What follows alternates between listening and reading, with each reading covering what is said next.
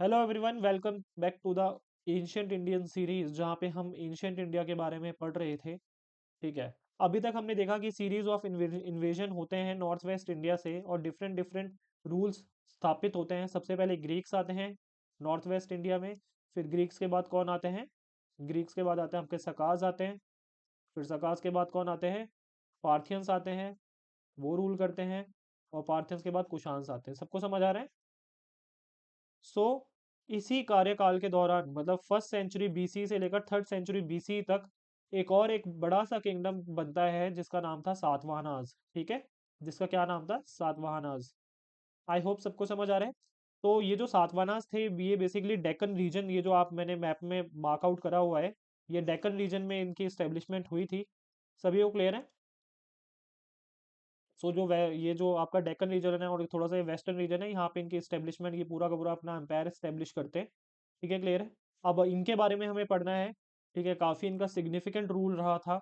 इनकी भी administrative policies हमें पढ़नी है आगे आगे अभी इसी लेक्चर में। ठीक है, so without wasting any time अब आगे बढ़ते हैं हम। तो एक ब्रीफ इंट्रोडक्शन मैंने दिया कि पहले कैसे नॉर्थ नॉर्थ वेस्ट इंडिया से जो है इन्वेजन्स हुए। ठीक है, फिर उन लोगों ने भी रूल करा। ठीक है, जो जो एक तरह से फॉरेन रूल घोषित करा जाता है उस चीज़ को। ठीक है, जैसे कुशान्स ने रूल करा, सकाज ने रूल करा, ग्रीक्स ने रूल करा। तो अब हमें पढ़ना है सातवाहनास के बारे में। अब सातवाहनास को हमने उसके साथ क्यों नहीं पढ़ा? क्योंकि जो सातवाहनास हैं वो क्या है, वो इंडिजीनियस लोग थे। वो क्या थे? इंडिजीनियस लोग थे। ठीक है, जो कि जिनका ओरिजिन जो है डेक्कन ओरिजिन है। क्या है इनका? डेक्कन ओरिजिन है। ओरिजिनली कहा जाता है ये डेक्कन रीजन के एक ट्राइब थी। ठीक है, और इनका ओरिजिन जो है ना महाराष्ट्र से माना जाता है। इनका ओरिजिन जो महाराष्ट्र वाला रीजन है, इनका ओरिजिन वहां से देखा जाता है।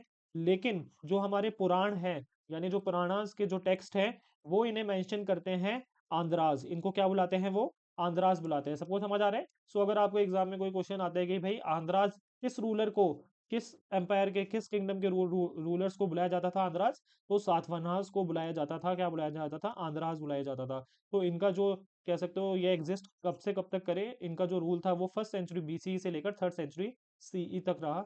सबको समझ आ रहा है? इनकी इन्फॉर्मेशन हमें काफ़ी ज़्यादा, जो किंग के इवन नेम्स वेम्स सारी चीज़ कहाँ पे मिली? हमें पुराणास में मिली है।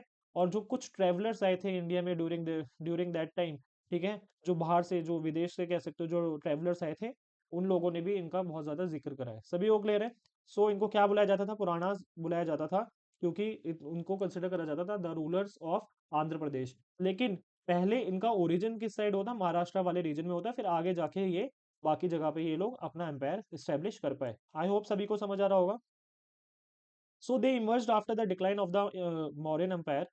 ठीक है, तो कहा जाता है कि ये जो ना लोकल रूलर रहे होंगे।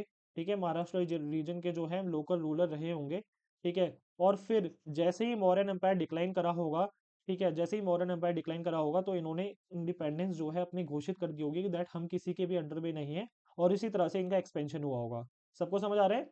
सो इनिशियली देवर लोकल रूलर्स। ठीक है, later establish their own powerful kingdom. हम बात कर रहे हैं सातवाहनास की। आई होप सबको समझ आ रहा होगा। ठीक है, फिर आगे बढ़ते हैं। सो मेजर किंग्स जो थे सातवाहना डायनेस्टी के, लेट्स सी।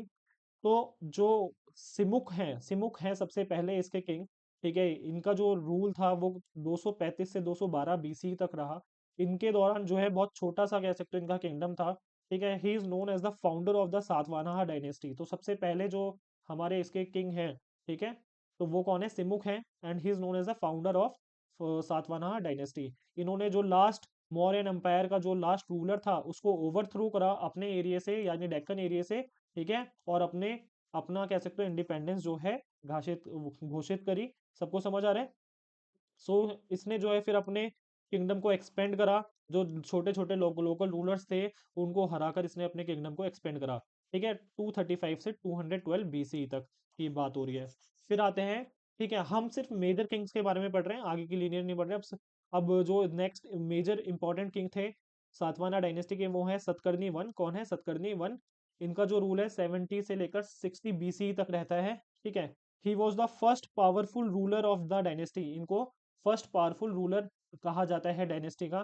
ठीक है, क्लियर है? इन्होंने हराया था शुंगाज और कानवाज, आपको याद है? ठीक है, जो लास्ट मौर्यन किंग था बृहदत्त, उसकी हत्या किसने करी थी? उसकी हत्या करी थी किसी शुंगा ने ही करी थी। सबको समझ आ रहा है? तो तो शुंगास और कानवास को भी, और शुंगास के बाद कौन आते हैं मौर्यन रीजन में? जो मौर्यन एम्पायर है उसको रूल करने के लिए वो आते हैं कानवास। तो दोनों को हराया था किसने? सतकर्णी वन वन ने हराया था। ठीक है, और अपनी कह सकते हो अपनी जो पोजीशन है उसको स्ट्रांग बनाने के लिए इन्होंने क्या परफॉर्म करा? इन्होंने परफॉर्म करा अश्वमेध यज्ञ। ठीक है, इन्होंने क्या परफॉर्म करा? अश्वमेध यज्ञ या फिर यज्ञ। सभी को क्लियर है? सो अपनी सोवेरेनिटी कि भाई हाँ भाई, अब जो ये जो रूल मैंने स्थापित करा है, यहाँ पे रूल करने का किसका हक है? मेरा हक है। और ये इसको किससे सपोर्ट करा? इसने यज्ञ ने परफॉर्म करा। ठीक है, और जिससे इनकी सोवेरेनिटी प्रूव हो जाए। ठीक है, क्लियर है? तो आप ये देखोगे कि जो वैदिक रूल, जो वैदिक सैक्रिफाइसेस थे, जो वैदिक सैक्रिफाइसेस थे, अब वो फिर से परफॉर्म करने स्टार्ट हो जाते हैं। जो किंग्स हैं सातवाहना डायनेस्टी के, जो जितने भी किंग्स हैं, सब लोग वैदिक सैक्रिफाइसेस परफॉर्म करते हैं, वैदिक यज्ञ परफॉर्म करते हैं। सबको समझ आ रहा है? ठीक है, ठीक है। एक्चुअली ये जो है ना, ये कौन थे? ये ब्राह्मण्स, अपने आप को ब्राह्मण्स कंसिडर करते थे। ये अपने आप को क्या कंसिडर करते थे? ब्राह्मण्स कंसिडर करते थे।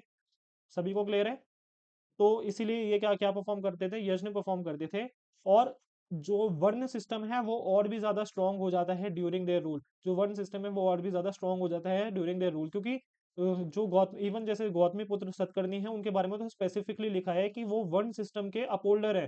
ठीक है, वर्ण सिस्टम को स्ट्रांग कह सकते हो, सपोर्ट मिलता है गौतमी पुत्र सतकर्णी से। तो समझ रहे हो, जब एक किंग ही, जो जो सबसे हाईएस्ट पोजीशन पे जो बंदा है, वो ही अगर इतना ज्यादा कह सकते हो जोर दे रहा है किसी सिस्टम पे, ठीक है, वन वाला जो सिस्टम था, सबको समझ आ रहा है? वन वाला सिस्टम है, तो फिर ऑफ कोर्स इसका काफी ज्यादा स्ट्रेंथन हुआ होगा ये जो वन सिस्टम है। तो इन्होंने क्या परफॉर्म करे, मैं आपको समझाना चाह रहा हूँ कि यहाँ पे इन्होंने बहुत सारे यज्ञ परफॉर्म करे अपने सोवेरेनिटी प्रूव करने के लिए। इन्होंने पेट्रोनाइज करा कह सकते हो ब्राह्मणिज्म। ठीक है, और प्रमोट करे वैदिक रिचुअल्स। इन्हें इन्होंने पेट्रोनाइज करा ब्राह्मणिज्म, और क्या प्रमोट करे? वैदिक रिचुअल्स को इन्होंने परफॉर्म करा। सभी लोग ले रहे हैं? सतकर्णी वन की बात हो रही है। तो एक नागनिका इंस्क्रिप्शन है, एक क्या है? नागनिका इंस्क्रिप्शन है नाने घाट में। कहाँ पे? नाने घाट। तो नाने घाट इंस्क्रिप्शन किससे रिलेटेड है? सातवाहना से रिलेटेड है। सभी को क्लियर है? नाने घाट इंस्क्रिप्शन किससे रिलेटेड है? सातवाहना से रिलेटेड है। और ये नाने घाट जो है महाराष्ट्र रीजन में है। कहाँ पे? महाराष्ट्र रीजन में।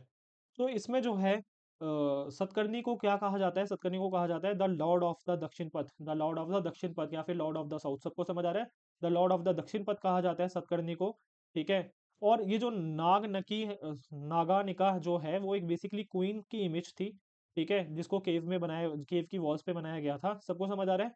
और जो पूरी की पूरी लीनियज है, जो आप ये चीज याद रखना, जो सातवाहनास थे, जो सातवाहनास थे, इनका एक रूल था कि इनका जो भी किंग का नाम होगा, जो भी किंग का नाम होगा, वो इनकी मदर से रिलेटेड होगा। किससे? किससे रिलेटेड होगा? उनकी मदर से रिलेटेड होगा। आगे देखेंगे भी हम। ठीक है, क्लियर है? तो ये मैट्रिलिनियल एक तरह से कह सकते हो नेम की सीक्वेंस रखते थे। और मतलब आप ये नहीं कह सकते कि सोसाइटी उस टाइम मैट्रिलिनियल सोसाइटी थी, लेकिन मदर्स को बहुत ज्यादा इंपॉर्टेंस दिया जाता था। किसको इंपॉर्टेंस दिया जाता था? मदर्स को इंपॉर्टेंस बहुत ज्यादा दिया जाता था। सबको समझ आ रहा है? तो आगे देखेंगे कैसे। ठीक है, सो जो नागनिका एक पूरी की पूरी एक वुमेन पे कह सकते हो इंस्क्रिप्शन बनाया हुआ है। ठीक है, उसमें ये भी लिखा है कि उसका जो वुमेन है उसका खुद का एक कह सकते हो लीनिएज है। ठीक है, उसके कह सकते हो कॉइन्स डिपिक्ट करे गए हैं जिसमें उसके हस्बैंड के बारे में लिखा है। ठीक है, क्लियर है? तो अगर एक इंपॉर्टेंस इतनी ज्यादा दी जा रही है किसी वुमेन को, इसका मतलब क्या है? जो नागनिका है वो क्या थी? एक रॉयल वुमेन थी। ठीक है, जिसकी बहुत इंपॉर्टेंस थी एंड अथॉरिटी भी थी। ठीक है, क्लियर है? तो मैं आपको ये समझाना चाह रहा था इस वाले पैरा से, इसका मतलब यही है दैट कि वुमेन को बहुत ज्यादा इंपॉर्टेंट पोजीशन मिलती है सातवाहन में। सभी को क्लियर है? फिर नेक्स्ट जो रूलर आते हैं सतकर्णी के बाद, वो है हला। ठीक है, कौन? हला। ठीक है, ये 17th किंग थे सातवाहन डायनेस्टी के। ठीक है, इनके बारे में मैंने इसलिए ऐड करा हुआ है क्योंकि इनकी एक फेमस बुक है जिसका नाम है गथा सप्तसती। गथा सप्तसती, या फिर इस बुक को और भी क्या क्या कहा जाता है? सप्तसाई कहा जाता है। ठीक है, सप्तसाई। आप लोगों को नाम याद रखना है, गथा सप्तसती। ठीक है, सप्तसाई भी नाम याद रख लो, कोई दिक्कत नहीं है। इसमें 700 इरोटिक वर्सेस हैं प्राकृत भाषा में। 700 इरोटिक वर्सेस हैं प्राकृत भाषा में। ठीक है, और हला का एक और बुक में कह सकते हो, एक और टेक्स्ट में मेंशन होता है जिसका नाम क्या है? लीलावती। तो हला का कह सकते हो दो टेक्स्ट में नाम हो गया, एक तो हो गया गत्थ सप्तसती, जो कि 700 इरोटिक वर्सेस हैं इसमें। ये प्राकृत लैंग्वेज में लिखी हुई है। और इनका दूसरा कह सकते हो कहाँ पे वर्णन करा गया है, कहाँ पे इनका जिक्र है, वो है लीलावती, एक और टेक्स्ट है। सभी को समझ आ गया होगा, आई होप सो। सो हला के बारे में हमने डिस्कस करा। आफ्टर हला अब हमें पढ़ना है गौतमी पुत्र सतकर्णी के बारे में। किसके बारे में? गौतमी पुत्र सतकर्णी। सो गौतमी पुत्र सतकर्णी की अगर मैं बोलूँ तो इन्होंने रूल करा 106 से लेकर 130 सी तक। ठीक है, गौतमी पुत्र सतकर्णी ये वन ऑफ द नहीं, ये द मोस्ट इंपॉर्टेंट रूलर है। किसमें? सातवाहनाज में गौतमीपुत्र सतकर्णी, ठीक है। तो आप देख रहे हो गौतमी इनकी मदर का नाम था, क्या नाम था इनकी मदर का नाम था गौतमी पुत्र, मतलब इनके मदर का नाम था गौतमी, तो उनको बुलाया गौतमी के पुत्र। सबको समझ आ रहा है? तो मैंने बताया था आपको मदर्स को बहुत ज्यादा इंपॉर्टेंस मिलती है सातवाहनाज में, ठीक है। तो सतकर्णी सबको समझ आ गया, सतकर्णी तो यूज करते ही थे ये लोग, ठीक है। तो Gautamiputra Satakarni, so he was consider the greatest ruler of the Satavahana dynasty. इसने वेस्टर्न क्षत्रप्स को हराया, आपको याद होना चाहिए। शका की एक और ब्रांचेस थी, एक शका की एक और ब्रांच थी वेस्टर्न क्षत्रप, शका की एक और ब्रांच थी, क्या थी? वेस्टर्न क्षत्रप, ठीक है। तो वेस्टर्न क्षत्रप को किसने हराया? गौतमीपुत्र सतकर्णी ने हराया, ये मैं आपको पहले भी इन्फॉर्म कर चुका हूँ, ठीक है, क्लियर है, प्रीवियस लेक्चर में। सो और इन्होंने रीस्टेब्लिश करा सातवाहनास की सुप्रीमेसी को महाराष्ट्र और गुजरात में, ठीक है। कंफ्यूजन ये है कि इनको भी दक्षिण पथपति कहा जाता था, यानी लॉर्ड ऑफ द साउथ कहा जाता था, ठीक है। और सतकर्णी वन को भी कह सकते हो ये कहा जाता था दक्षिण दक्षिण दक्षिण पथपति, ठीक है, क्लियर है। सो इन्होंने ब्राह्मणिज्म को इन्होंने बहुत ज्यादा रिवाइव करा, ठीक है। और लेकिन ब्राह्मणिज्म को तो सपोर्ट ऑफ कोर्स ही करते ही थे ये सातवाहनाज, लेकिन बहुत ज्यादा टॉलरेंट थे बुद्धिज्म से भी, बहुत ज्यादा टॉलरेंट थे ये बुद्धिज्म के लिए भी, ठीक है। और वो कैसे पता चला? क्योंकि बहुत ज्यादा लैंड डोनेशंस दी थी इन्होंने बुद्धिज्म बुद्धिस्ट को, ठीक है, बुद्धिज्म को नहीं, बुद्धिस्ट को इन्होंने बहुत ज्यादा क्या दी थी? लैंड डोनेशन दी थी इन्होंने, ठीक है। तो इससे क्या पता चल रहा है? कहने को आप एक तरफ ब्राह्मणिज्म या फिर कह सकते हो एक तरफ वैदिक रिचुअल्स परफॉर्म कर रहे हो, ठीक है, और मतलब जो कि कह सकते हो हिंदुइज्म से रिलेटेड है, और दूसरी तरफ आप क्या कर रहे हो? आप बुद्धिज्म के लोगों को भी सपोर्ट कर रहे हो, लैंड डोनेशन दे रहे हो उनको, कह सकते हो गिफ्ट दे रहे हो। तो इससे क्या पता चल रहा है? कि ये बहुत ज्यादा टॉलरेंट थे, ठीक है, बुद्धिज्म के लिए। तो अगर एग्जाम में आता है कि that they used to kill, कह सकते हो, बुद्धिस्ट मॉन्क्स, तो इट इज टोटली रॉन्ग, ठीक है, ऐसा कुछ नहीं है। They supported the Buddhist monks, they supported Buddhism, सभी को क्लियर है। सो इन्होंने ये बहुत ज्यादा टॉलरेंट थे, और लेकिन ये किसको मतलब किसको पेट्रोनाइज ज्यादा करते थे? ब्राह्मणिज्म को, सभी को क्लियर है। So he revive Brahmanism while maintaining tolerance for Buddhism. और इन्होंने जो है कॉइन्स इशू करे, इन्होंने कॉइन्स इशू करे कौन सी भाषा में? प्राकृत इंस्क्रिप्शंस में, प्राकृत इंस्क्रिप्शन वाले इन्होंने कॉइन्स को इशू करा, ठीक है, क्लियर है। सो गौतमीपुत्र सतकर्णी को कहा जाता है कि इन्होंने पूरी की पूरी पावर खत्म कर दी थी शकास की, ठीक है, शकास की, ठीक है। और जो क्षत्रियास का कह सकते हो प्राइड है उसको खत्म कर दिया था। और इन्होंने किसका कह सकते हो प्रमोट करा इंटरेस्ट? इन्होंने प्रमोट करा interest of the twice born, ठीक है।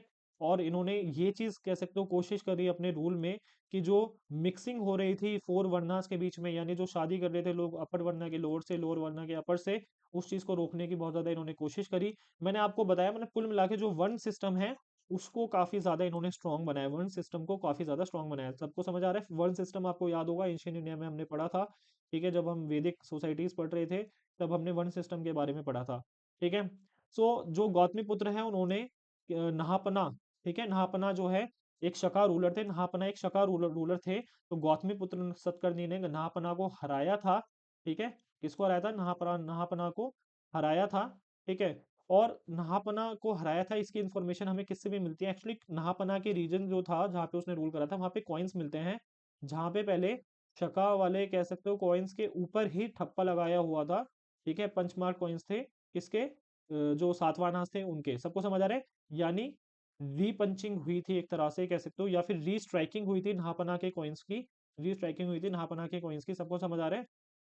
तो इससे क्या पता चल रहा है कि जो बाद में रीस्ट्राइकिंग करी है वो ऑफ कोर्स दूसरे रूलर ने करी है, यानी गौतमी पुत्र सतकर्णी ने करी है। तो इससे क्या इन्फॉर्मेशन मिल रहा है कि उसने उसको हराया था, सबको समझ आ रहा है? क्या कोई किंग अपने अपने ही किंग्स को रीस्ट्राइक करवा देगा? For it is not possible, जब तक वो हारेगा नहीं, ठीक है। सभी को क्लियर है? आई होप सबको समझ आ रहा होगा। सो अब इसने क्या करा, जो नहापना की जो पहले की टेरिटरीज थी, नहापना की कुछ जो जो टेरिटरीज थी, ठीक है, इसने जो है डोनेट कर दी थी बुद्धिस्ट मॉन्क्स को, ठीक है। नहापनास की जो कुछ टेरिटरीज थी इसने डोनेट कर दी थी किसको? बुद्धिस्ट मॉन्क्स को। आगे पढ़ेंगे इसका क्या सिग्निफिकेंस है।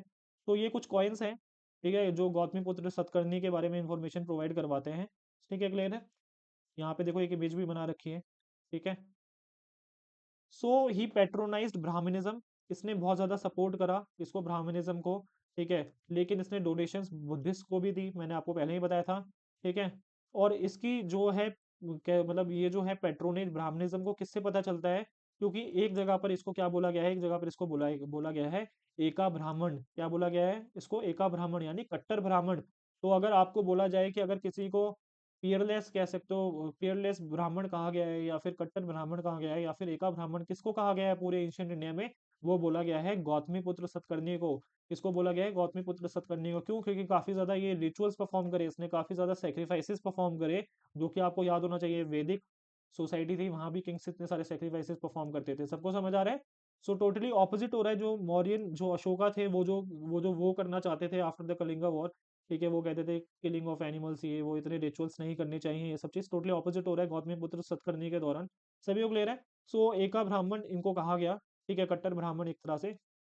नासिक इंस्क्रिप्शन है, ठीक है, जो कि 18th ईयर ऑफ गौतमीपुत्र, जो गौतमीपुत्र सतकर्णी है उसके रेन के 18th ईयर में रिकॉर्ड करा गया। इसमें ये लिखा है कि जो बुद्धिस्ट मॉन्क्स हैं, इनको एक पीस ऑफ लैंड इनको डोनेशन में मिल जाता है, ठीक है, जो कि पहले किसके पोजीशन में था? उषावदत्त, ठीक है, उषावदत्त के पोजीशन में था। यानी उसका पहला जो ओनर था वो कौन था? उषावदत्त था। और उषावदत्त कौन था? सन इन लॉ था नहापना का। तो मैंने बताया था नहापना की कुछ जमीन किसको दे दी थी इन्होंने? बुद्धिस्ट मॉन्क्स को डोनेट कर दी थी। सबको समझ आ रहा है? आप लोगों को नाम वाम याद रखने की ऐसा जरूरी नहीं है कि किसकी जमीन किसको दी, बट इतना याद रखना कि लैंड जो है डोनेट किया जाने लगा, लैंड जो है डोनेट किया जाने लगा, ठीक है। इससे पहले ऐसा कभी भी नहीं हुआ था कि लैंड की डोनेशन हो रही है। सबको समझ आ रहा है? लैंड की डोनेशन हो रही है, ऐसा इससे पहले नहीं हुआ था। सो सातवाहनास वर द फर्स्ट डायनेस्टी जिन्होंने ये वाली प्रथा स्टार्ट करी कि लैंड डोनेशन ही उन्होंने स्टार्ट कर दिया था, ठीक है। ब्राह्मण्स को, बुद्धिस्ट मॉन्क्स को, सभी लोग ले रहे हैं। तो आगे बढ़ा जाए। सो अब इसके बाद आते हैं वशिष्ठ पुत्र पुलमयी, ठीक है। ये सन थे गौतमीपुत्र सतकर्णी के। इन्होंने एक्सपेंड करा सातवाहना का जो रूल है आंध्र प्रदेश एंड कर्नाटका में, ठीक है। इन्होंने ट्रेड रिलेशंस बढ़ाए रोम के साथ, साउथ ईस्ट एशिया के साथ, मिडिल ईस्ट के साथ, ठीक है। और जो एक ट्रैवलर थे, एक टोलमी जो है, एक क्या थे, एक टॉलेमी कहेंगे इन्हें शायद। तो ये एक ट्रैवलर थे, ठीक है, और ये एक जोग्राफर भी थे। जो टॉलेमी है वो क्या है? एक जोग्राफर भी थे, ठीक है, अंडर द नेम, ठीक है। हाँ, इनको जो ना टॉलेमी ने क्या क्या बुलाया है? इनको वशिष्ठ पुत्र पुलमेई को बुलाया है श्री श्री पोलमेई, श्री पोलोमेइस, ठीक है, श्री पोलोमेइस या फिर श्री पोलमेई। सभी को समझ आ रहा है? तो काफी कह सकते हो इनके ये ग्रीक ग्रीक नेम है, ठीक है। तो ये एक जोग्राफर थे, टॉलेमी क्या थे? एक जोग्राफर थे, ठीक है। इन्होंने क्या बुलाया है? वशिष्ठ पुत्र पुलमेई को बुलाया है श्री पोलमईस, पोलमईस। सबको समझ आ रहा है? या फिर श्री पुलमई। सबको समझ आ गया? तो इनके ट्रेड रिलेशंस अच्छे थे रोम के साथ, साउथ ईस्ट एशिया के साथ, मिडिल ईस्ट के साथ, ठीक है। इन्होंने जो है अपना एक कैपिटल इस्टेब्लिश करा, ठीक है। इन्होंने कैपिटल इस्टेब्लिश करा औरंगाबाद डिस्ट्रिक्ट में, ठीक है। औरंगाबाद डिस्ट्रिक्ट के पास इन्होंने कैपिटल इस्टेब्लिश करा, जिसका नाम क्या था? पैठान, ठीक है। क्या नाम था? पैठान या फिर प्रतिष्ठान, ठीक है। इनके कैपिटल का नाम क्या क्या क्या था? पैठान या फिर प्रतिष्ठान, जो कि गोदावरी के पास था, औरंगाबाद डिस्ट्रिक्ट के नियर, ठीक है। सबको समझ आ गया?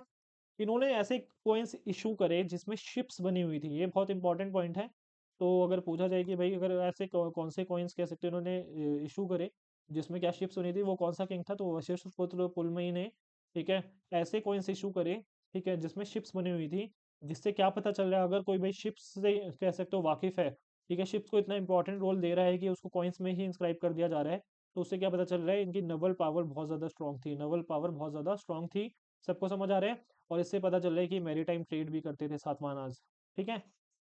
आई होप सबको समझ आ रहा है। कॉइन की में से याद रखना कि नवल पावर भी थी, सिर्फ लैंड पे कह सकते हो इनका जोर नहीं था, बाकी कह सकते हो ओशन और सीज पे भी जोर था, ठीक है। फिर बात करी जाए वशिष्ठ पुत्र सतकर्णी आते हैं इसके बाद। वशिष्ठ पुत्र सतकर्णी आते हैं, ठीक है। ये बहुत ज्यादा ग्रेट कॉन्फ्लिक्ट में थे सिंथियंस, जो कि वेस्टर्न क्षत्रप्स थे, ठीक है। वेस्टर्न क्षत्रप्स के साथ बहुत ज्यादा कॉन्फ्लिक्ट में थे, ठीक है। लेकिन आगे जाके इन्होंने रुद्रदमन वन से, वन वन की जो बेटी थी, रुद्रदमन वन की जो बेटी थी, उससे शादी कर ली अपने अलायंस बनाने के लिए, ठीक है, in order to forge an alliance. लेकिन जो है रुद्रदमन वन स्टिल अपनी बेटी की शादी कराने के बाद, वशिष्ठ पुत्र सतकर्णी के बाद भी, मतलब शादी अपनी बेटी की ही शादी कराने के बाद भी अटैक करता है किसको? सातवाहनास को अटैक करता है, ठीक है। और वशिष्ठ पुत्र सतकर्णी को हरा देता है, जिसकी वजह से बहुत ज्यादा प्रेस्टीज कह सकते हो खो देते हैं सातवाहनास। सबको समझ आ रहे हैं? बहुत ज्यादा इनकी प्रेस्टीज जो है लो हो जाती है, क्योंकि रुद्रदमन इनको बहुत बुरी तरह से हरा देता है। आई होप सबको समझ आ रहा होगा, ठीक है। और ये इन्फॉर्मेशन हमें कहाँ से मिली है कि रुद्रदमन वन ने हराया था? ये हमें मिली है जूनागढ़ रॉक से, जो कि हमने प्रीवियस लेक्चर में भी डिस्कस करा है। सबको समझ आ रहे हैं? अब जो जो लास्ट कह सकते हो रूलर थे, लास्ट स्ट्रॉन्ग रूलर, ठीक है। अभी हमने सिर्फ मेजर रूलर्स पढ़े हैं इसके सातवाहनास के, सारे रूलर्स नहीं पढ़े, सारे रूलर्स पढ़ने भी नहीं है। तो जो लास्ट रूलर थे वो कौन थे? यज्ञ श्री सतकर्णी, ठीक है। ये लास्ट स्ट्रॉन्गेस्ट रूलर थे, लास्ट स्ट्रॉन्गेस्ट, ठीक है। या फिर लास्ट मेजर रूलर थे सातवाहनास के, किसके लास्ट मेजर रूलर थे सातवाहना के। आई होप सबको समझ आ रहा होगा, ठीक है। सो इन्होंने कह सकते हो जो स्ट्रगल था सकास के अगेंस्ट दोबारा से रिवाइव करा, ठीक है। He was the last king of his dynasty, जिन्होंने ईस्टर्न और वेस्टर्न दोनों ही, जो ईस्टर्न वेस्टर्न दोनों डेक्कन है, जो डेक्कन का ईस्ट और वेस्ट दोनों का रीजन है, उस पर इन्होंने रूल करा। ही वॉज द लास्ट किंग। उसके बाद जितने भी किंग्स आए सातवाहनास में वो काफी ज्यादा वीक थे और अपने रूल को कह सकते हो अपने रूल को बचाकर नहीं रख पाए बाकी आगे जो इनके एनिमीज थे उनके अगेंस्ट। सभी को क्लियर है? अब सातवाहना कॉइन्स की बात करी जाए तो जो सातवाहनास थे ये कौन से किस मटेरियल के कॉइन बनाते थे? ये लेड के कॉइन बनाते थे। किसके कॉइन बनाते थे? लेड के कॉइन बनाते थे। सबसे ज्यादा नंबर ऑफ कॉइन्स इनके लेड के मिले हैं। ये सिल्वर के कॉइन्स भी बनाते थे, ठीक है। और एक अलॉय ऑफ कॉपर के कॉइन भी बनाते थे जिसका नाम था पोटिन, ठीक है, पोटिन। आई होप सबको समझ आ रहा होगा। तो किस किस मटेरियल के ये बनाते थे कॉइन्स? लेड का बनाया, सिल्वर का बनाया, एंड अलॉय ऑफ कॉपर के भी इन्होंने कॉइन्स बनाए जिसको क्या क्या कहा जाता था? पोटिन कहा जाता था, ठीक है, क्लियर है। तो इनके जो सिल्वर कॉइन्स थे इस पे पोर्ट्रेट ऑफ किंग और उसका नाम लिखा जाता था, ठीक है, पोर्ट्रेट ऑफ किंग और उसका नाम लिखा जाता था, ठीक है, इनके सिल्वर कॉइन्स पे। और देखो जिस जिस मटेरियल के ये किंग जिस मटेरियल के ये कॉइन बन रहे हैं उससे क्या पता चल रहा है कि किस तरह की इनकी इकोनॉमिक कंडीशन थी। अगर सोने के कॉइन बहुत ज्यादा किसी किंगडम में पा रहे हैं तो वो इसका मतलब क्या चल रहा है? वो बहुत ज्यादा, जो किंगडम है वो बहुत ज्यादा प्रॉस्पेरस है। लेकिन ऐसे कह सकते हो ऐसे लो क्वालिटी मटेरियल लेड को यूज करना या फिर कॉपर के अलॉयज को यूज करना टू मेक द कॉइन्स, तो इससे पता चलता है कि इतना प्रॉस्पेरस नहीं रहा होगा जैसे फॉर एग्जाम्पल कुशांस रहे थे, इतने ज्यादा नंबर ऑफ कॉइन्स उन्होंने गोल्ड में बनाए थे। सभी को क्लियर है? फिर एस्पेक्ट ऑफ मटेरियल कल्चर की अगर बात करी जाए, ठीक है। अब मटेरियल कल्चर देखते हैं। सातवानाज रूल के टाइम मटेरियल कल्चर यानी सोसाइटी किस तरह से रह रही थी, ठीक है। यहाँ पे फ्यूजन ऑफ लोकल एलिमेंट्स और नॉर्दर्न इंग्रेडिएंट्स देखा गया। Fusion of local elements and northern ingredients देखा गया, ठीक है। अब जो यहाँ पे एक्सिस जो बन रहे थे या फिर जो जो हल बन रहे थे, ठीक है, जो हल बन रहे थे, हल से जो खेत जोता जाता है, सभी को क्लियर है। तो जो हल बन रहे थे, ठीक है, अब वो फुल्ली सॉकेटेड हल बन रहे थे, फुल्ली सॉकेटेड हल बन रहे थे। सबको समझ आ रहा है? जो सॉकेट यूज होता है सबको समझ रहा है? एक जैसे फॉर एग्जाम्पल इसमें होल कर दिया जाए, ठीक है, फिर इसमें पूरा का पूरा ये जो पूरा लकड़ी होता है इसको डाल दे तो ये सॉकेटेड एक्स बन रहे थे, सॉरी सॉकेटेड हल बन रहे थे, होज बन रहे थे। सबको समझ आ रहा है? सिकल्स ये लोग यूज करते थे, स्पेड, प्लोशेयर, एक्सेस, रेजर्स भी इस्तेमाल करते थे, ठीक है। ये सब हमें सातवाहना के कह सकते हो एरिया में मिला है या फिर जहाँ पे इन्होंने रूल करा था, ठीक है। एंशियंट गोल्ड वर्किंग्स देखी गई हैं। कहा जाता है कि जो कोलार फील्ड है, आपने केजीएफ मूवी देखी होगी, ठीक है, आपने केजीएफ मूवी देखी होगी, कोलार गोल्ड फील्ड्स, ठीक है।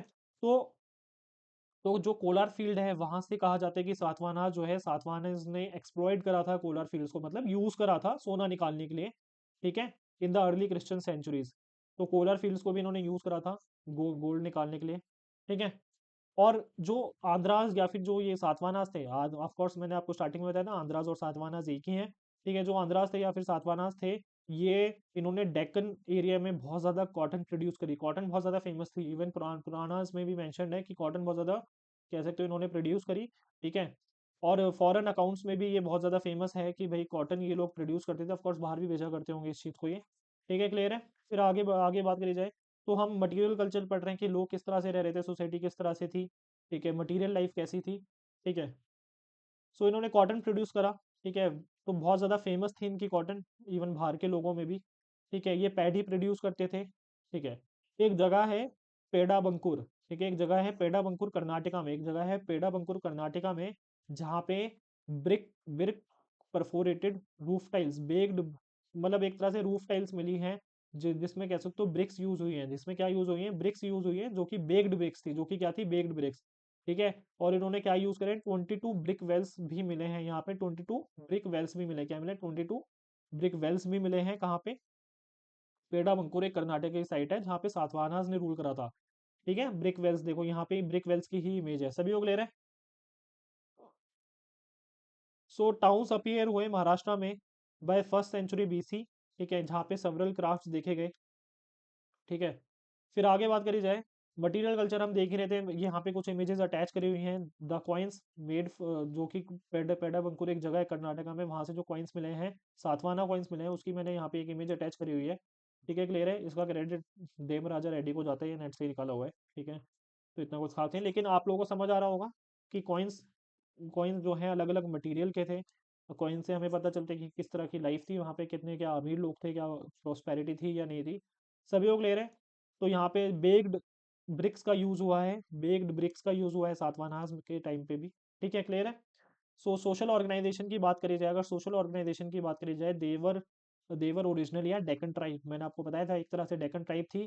ठीक है, इनको ब्राह्मणाइज्ड करा गया था, इनको क्या करा गया था, ब्राह्मणाइज करा गया था।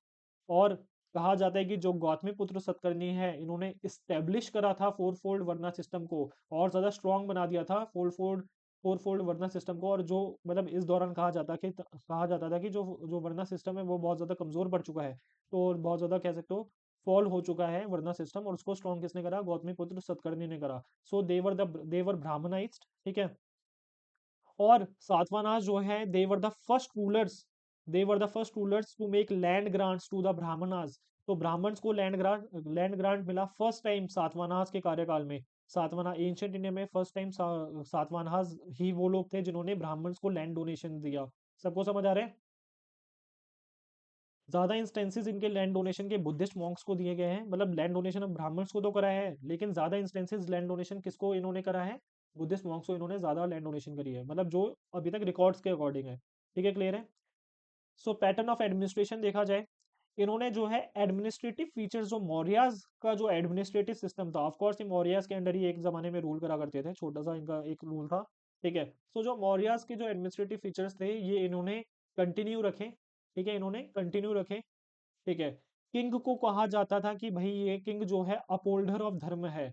ठीक है, यानी धर्म को अपहोल्ड कौन करेगा, किंग करेगा, मतलब किसकी जिम्मेदारी है धर्म को मेंटेन करने की, वो कौन है, किंग। सबको समझ आ रहा है। इन्होंने एक, ये बहुत इंपॉर्टेंट याद रखना, इन्होंने एक डिसेंट्रलाइज्ड एडमिनिस्ट्रेशन बनाया, इन्होंने क्या बनाया, एक डिसेंट्रलाइज्ड एडमिनिस्ट्रेशन बनाया। ऑफ कोर्स किंग की जो पोजीशन थी, ठीक है, किंग की जो पोजीशन थी, ठीक है, किंग को किंग ऑफ किंग्स या राजाधिराज कहा जाता था, किंग ऑफ किंग्स या राजाधिराज कहा जाता था। ठीक है, लेकिन स्टिल इन्होंने एक डिसेंट्रलाइज्ड एडमिनिस्ट्रेटिव सिस्टम बनाया। आगे देखते हैं कैसे। सेंट्रलाइजेशन में क्या होता है कि सारी चीज सेंटर के थ्रू कंट्रोल करी जाती है। ठीक है, डिसेंट्रलाइजेशन में क्या है कि कुछ चीजें, कुछ जो पावर है वो डिवाइड हो जाती है, कुछ जो फंक्शंस हैं वो आगे किसी दूसरे को सौंप दिए जाते हैं। सबको समझ आ रहा है।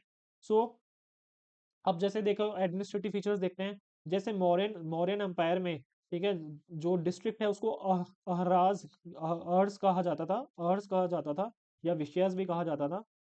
ठीक है, ये मैंने आपको पढ़ाया, या विषयस भी कहा जाता था या अहर्स कहा जाता था। ठीक है, क्लियर है। इसी तरह से जो सातवाना से इनके जो कह सकते हो डिस्ट्रिक्ट थे, उनको क्या कहा जाता था, अहर्स कहा जाता था। और अहर को कौन एडमिनिस्टर करता था, या तो एक अमात्य एडमिनिस्टर करता था या महामतराज एडमिनिस्टर करते थे सातवाहनास में। सबको समझ आ रहा है। सो इसी तरह से एक और यूनिट थी एडमिनिस्ट्रेटिव यूनिट। ठीक है, जिसको कहा जाता था राष्ट्रास। राष्ट्रास क्या थी, एक और एडमिनिस्ट्रेटिव डिवीजन थी। ठीक है, राष्ट्रास। और इसको कौन हेड करता था, इसको हेड करता था महाराष्ट्रिकाज। सबको समझ आ रहा है। सो अहड़ क्या हो गए, अहड़ हो गए बेसिकली डिस्ट्रिक्ट्स। ठीक है, जिसको कौन एडमिनिस्टर करता था, जिसको एडमिनिस्टर करते थे अमत्यास या फिर महामतराज। सबको समझ आ गया। फिर जो गांव थे उनको ग्राम बोला जाता था। गांव जो है लोएस्ट एडमिनिस्ट्रेटिव यूनिट थी, lowest level of administrative unit थी ग्राम, यानी एक विलेज। ठीक है, जिसको कौन हेड करता था, ग्रामिका या फिर गोलमिका। ठीक है, यहाँ पे एक नया ग्रामिका तो सुना ही होगा आपने, हेड ऑफ द विलेज, लेकिन यहाँ पे गोलमिका ग्रामिका एक ही चीज है। तो जो गोलमिका था, उसको जो है ना एक छोटी सी कह सकते हो उसके पास यूनिट होती थी, मिलिट्री। आप एक और चीज देखोगे यहाँ पे जो है ना, मिलिट्री रूल की तरह इन्होंने रूल करा, सब किसकी तरह रूल करा, मिलिट्री रूल बहुत ज्यादा कह सकते हो देखा गया। ठीक है, जैसे फॉर एग्जांपल जो हेड ऑफ द विलेज है गोलमिका, उसके पास 9 चैरियट्स होते थे। ठीक है, 9 एलिफेंट्स होते थे। ठीक है, 25 हॉर्सेज होते थे। ठीक है, 45 फुट सोल्जर्स होते थे हर गोलमिका के पास। सबको समझ आ रहा है। सो एक तरह से मिलिट्री, छोटा सा एक मिलिट्री रेजिमेंट था हर एक गांव का। हर एक गांव, सबको समझ आ रहा है, एक छोटा सा मिलिट्री रेजिमेंट बना रखा था हर एक गांव के लीडर ने, जिसको क्या कहा जाता था, गोलमिका कहा जाता था। आई होप सबको समझ आ रहा होगा। सो पैटर्न ऑफ एडमिनिस्ट्रेशन की अगर बात करी जाए, ठीक है, पैटर्न ऑफ एडमिनिस्ट्रेशन की अगर बात करें, सो जो किंग है, किंग को क्या कहा जाता था, king was the upholder of the धर्म, किंग क्या था, अपहोल्डर ऑफ द धर्म, ये तो मैंने आपको पहले ही बता दिया था, ठीक है, क्लियर है। ठीक है, और इनके कुछ इंपॉर्टेंट ऑफिशियल्स कौन थे, अमत्याज या फिर महामतराज, ठीक है, क्लियर है, और जो कि सेम मौर्यन एम्पायर में भी यूज करा गया था इन्हें, ठीक है। Certain military and feudal elements को एडमिनिस्ट्रेशन में देखा गया, जैसे आप ये चीज याद रखना, ये थोड़ा सा मिलिट्री साइड जो इनका एडमिनिस्ट्रेशन था, थोड़ा मिलिट्री की तरफ झुकाव था इनका, देखते हैं कैसे, क्योंकि जैसे फॉर एग्जांपल जो सेनापति था, उसको किसका हेड बना दिया था, सेनापति को इन्होंने हेड बना रखा था प्रोविंस का, ठीक है। सो प्रोविंशियल गवर्नर कौन था, सेनापति को इन्होंने प्रोविंशियल गवर्नर बना रखा था, सबको समझ आ रहा है। तो ये इनका एडमिनिस्ट्रेटिव सिस्टम हम पढ़ रहे हैं सातवानास का। सो गौलमिका में के बारे में मैंने बताया, जो कि head of the military regiment था, जिसमें चैरियट्स थे, एलिफेंट्स थे, ठीक है, फुट सोल्जर्स भी थे, ये मैंने आपको बताया। फिर आगे बात करी जाए, और जैसे जो मिलिट्री कैरेक्टर है, एडमिनिस्ट्रेशन का एक तरह से मिलिट्री कैरेक्टर देख रहे हो आप, मतलब गांव में भी जो बंदा तैनात है उसके पास भी हॉर्सेस हैं, चैरियट्स हैं लड़ने के लिए, ठीक है, उसके पास भी क्या है, चैरियट्स हैं, सोल्जर्स हैं, तो एक मिलिट्री कैरेक्टर देखने को मिल रहा है यहाँ पे। जैसे फॉर एग्जांपल जो प्रोविंस है, जैसे एम्पायर को या फिर एक किंगडम को बहुत सारे छोटे छोटे प्रोविंस में बांटा गया है, तो प्रोविंस का भी जो हेड है वो सेनापति है, प्रोविंस का हेड भी क्या है, सेनापति है, ठीक है। सो मिलिट्री कैरेक्टर एक और चीज से देखा गया, जैसे कटक, जैसे कटक और स्कंदवराज टर्म्स यूज होती हैं, कटक और स्कंदवराज टर्म्स यूज होती हैं, जो कि क्या थे, मिलिट्री कैंप्स थे, जो कि क्या थे, कटक और स्कंदवराज क्या थे, मिलिट्री कैंप्स थे सातवाहनास के टाइम पे, ठीक है। मिलिट्री कैंप्स क्या है, अभी अभी मैं समझाता हूँ आपको, समझ आ रहा है। सो सातवाहना ने स्टार्ट कर दी थी ऐसी प्रैक्टिस जहाँ पे टैक्स फ्री विलेजेस दे दिए गए थे ब्राह्मण्स को, बुद्धिस्ट को, टैक्स फ्री विलेजेस किसको दे दिए थे, ब्राह्मण्स को और बुद्धिस्ट को, सबको समझ आ रहा है। और जितनी भी कह सकते हो कल्टीवेटेड फील्ड्स होगी और विलेजेस होंगे जो उनके पास थे, ठीक है, उस पे रॉयल पुलिसमैन कोई भी एक्शन नहीं ले सकते थे, मतलब जो ब्राह्मणस को फॉर एग्जांपल लैंड दे दिया, तो जो जो कह सकते हो जो किंग के या फिर जो कह सकते हो जो गवर्नमेंट के जो पुलिस वाले थे और सोल्जर्स थे, वो कुछ भी हक नहीं जता सकते थे ऐसे कह सकते हो कल्टीवेटेड फील्ड्स पे, जो कि ब्राह्मण या बुद्धिस्ट को दे दी गई थी, मतलब टोटली। अब किसका रूल था उस छोटे छोटे यूनिट्स पे जिसको डोनेशन में मिला है, या तो उस ब्राह्मण का जिसको डोनेशन में मिला है, सबको समझ आ रहा है, या फिर उस बुद्धिस्ट मॉन्क का, सबको समझ आ रहा है। तो फॉर एग्जाम्पल बुद्धिस्ट मॉन्क है, बुद्धिस्ट मॉन्क है, उसको एक्स टेरिटरी दे दी, तो इस पे जो भी चीज उगेगी, जितना भी पैसा कह सकते हो कमाया जाएगा, वो सब किसको मिलेगा, वो सब मिलेगा उस बुद्धिस्ट मॉन्क को या फिर उस ब्राह्मण को, सबको समझ आ रहा है, ब्राह्मण प्रीस्ट को, सबको समझ आ रहा होगा आई होप सो। क्या रॉयल पुलिसमैन उसमें इंटरफेयर कर सकते हैं, ऑफ कोर्स नहीं कर सकते। क्या टैक्स कलेक्ट कर सकते हैं उससे, वो नहीं टैक्स कलेक्ट कर सकते, सबको समझ आ रहा होगा I hope so. So tax free villages दिए जाने लगे, ठीक है, जो कि first time in the ancient history हुआ, ठीक है। तो मैंने आपको बताया यहाँ पे कटक और स्कंदवराज, कटक और स्कंदवराज जो थे वो मिलिट्री कैंप्स थे, वो क्या थे, कटक और जो स्कंदवराज थे वो मिलिट्री कैंप्स थे, ठीक है। अब देखते कटक क्या था। कटक जो है या तो परमानेंट या फिर सेमी परमानेंट मिलिट्री कैंप था। कटक क्या था, परमानेंट या फिर semi semi permanent military camp था, जहाँ पे राजा रहता था, जहाँ पे रॉयल रेजिडेंस रहता था, ठीक है, जहाँ पे क्या था, रॉयल रेजिडेंस था, या फिर उसको कैपिटल की तरह भी ट्रीट करा जाता था, ठीक है। ये हेविली फोर्टिफाइड था, चारों तरफ से कह सकते हो फोर्टिफाइड था, ठीक है। तो उसमें कौन रहता था, रॉयल रेजिडेंस रहता था, सबको समझ आ रहा है, ठीक है। और it could act as temporary administrative centre. अब कटक से जो है मिलिट्री कंट्रोल तो हो रही है, और टेम्पररी उससे एडमिनिस्ट्रेशन भी कंट्रोल हो सकता है, सबको समझ आ रहा है, जहाँ पे किंग रिसाइड कर रहा था, सबको समझ आ रहा है। आगे जाके जो कुछ कटक्स हैं, ठीक है, वो फुल फ्लेजेड कैपिटल्स बन गए, या फिर कुछ इंपॉर्टेंट सिटीज में चेंज हो गए, सबको समझ आ रहा है। सो मिलिट्री कैंप, जैसे फॉर एग्जाम्पल कोई राजा है, ठीक है, वो कहीं पे युद्ध लड़ने के लिए गया, ठीक है, और वो एक जगह पे रहता है फॉर एग्जाम्पल फॉर 1 ईयर, वो एक जगह पे रहता है फॉर 1 ईयर, ठीक है। या वो सोचता है कि भाई अब यहाँ पे 5 साल रुकना पड़ेगा क्योंकि यहाँ पे बहुत ज्यादा स्ट्रॉन्ग युद्ध है, मतलब स्ट्रॉन्ग युद्ध लड़ना है, सबको समझ आ रहा है, और जो एनिमी बहुत ज्यादा स्ट्रॉन्ग है, तो उस जगह को कह सकते हो कटक बना दिया जाता था, ठीक है, जहाँ पे कह सकते हो किंग रह रहा है, वहाँ पे उसके सारे लोग रह रहे हैं, सबको समझ आ रहा है। तो एक मिलिट्री कैंप हो गया। तो या तो ये परमानेंट मिलिट्री कैंप था, या सेमी परमानेंट मिलिट्री कैंप था, ठीक है, जहाँ पे किंग रिसाइड कर सकता था। अब आता है स्कंदवराज, क्या आता है स्कंदवराज, ठीक है। जो स्कंदवराज है वो क्या था, टेम्पररी एडमिनिस्ट्रेटिव या मिलिट्री हेडक्वार्टर, टेम्पररी एडमिनिस्ट्रेटिव या मिलिट्री हेडक्वार्टर था स्कंदवराज, ठीक है। तो it was a temporary military camp और फील्ड क्वार्टर्स, ठीक है। और ये कब किंग यूज करता था, जब वो छोटे छोटे कैंपेन्स पे जाता था। ठीक है, ये एक मूविंग एडमिनिस्ट्रेटिव सेंटर था, ये एक मूविंग एडमिनिस्ट्रेटिव सेंटर था, सबको समझ आ रहा है। यानी ये एक जगह पे स्थिर नहीं था। ठीक है, जहाँ पे किंग जा रहा है वहां पे वो कह सकते हो सेंटर को अपने साथ लेते हुए चलता था। ठीक है, जहाँ पे जो किंग है वो कंडक्ट करता था गवर्नेंस, ऑर्डर इशू करता था, टैक्स कलेक्ट भी करता था ट्रैवलिंग के टाइम पे, सबको समझ आ रहे हैं। और आगे जाके स्कंदवराज भी क्या बन गए, परमानेंट सेटल बन गए और एडमिनिस्ट्रेटिव सेंटर्स बन गए, सबको समझ आ रहे हैं। सो कटक और स्कंदवराज की अगर बात करी जाए, ये क्या थे, मिलिट्री कैंप्स थे। ये क्या थे, मिलिट्री कैंप्स थे, जो कि सातवाहन के रूलर्स ने बनाया था, सबको समझ आ रहा है। अब एडमिनिस्ट्रेटिव पैटर्न की बात करी जाए यहाँ पे, तो यहाँ पे फ्यूडेटरी सिस्टम देखा गया, क्या देखा गया, फ्यूडेटरी सिस्टम देखा गया। ठीक है, इसमें क्या है, फ्यूडल सिस्टम देखा गया सातवाहनाज में, जहाँ पे जहाँ पे क्या है, 3 ग्रेड के फ्यूडेटरीज थे। ठीक है, सबसे पहले जो टॉप पोजीशन थी, ठीक है, सबसे पहले टॉप पे राजा आता था, फिर उसके बाद कौन आता था, महाभोज, क्या आता था, महाभोज। ठीक है, इसमें रॉयल फैमिलीज फैमिलीज और ये सब आते थे। फिर आते थे सेनापति, अलग अलग प्रोविंस को हेड करने वाले कौन आते थे, सेनापति आते थे, सबको समझ आ रहा है।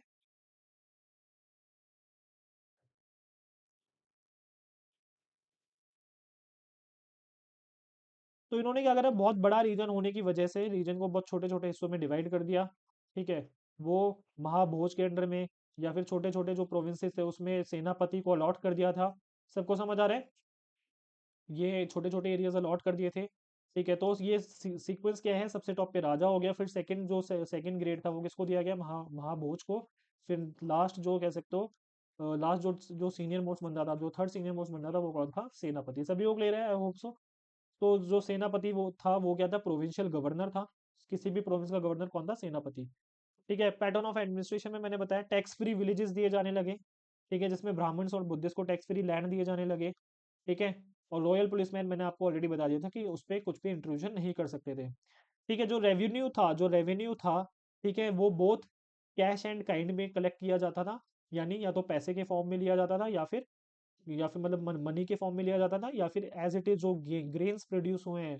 ठीक है, जैसे फॉर एग्जांपल कोई भी सीरियल प्रोड्यूस हुआ है, कोई चावल प्रोड्यूस करा है, तो चावल के फॉर्म में ले लेंगे। ठीक है, ये तो कैश में लिया जाता था रेवेन्यू, या फिर काइंड में लिया जाता था। ठीक है, अभी सभी क्लियर होगा, आई होप सो।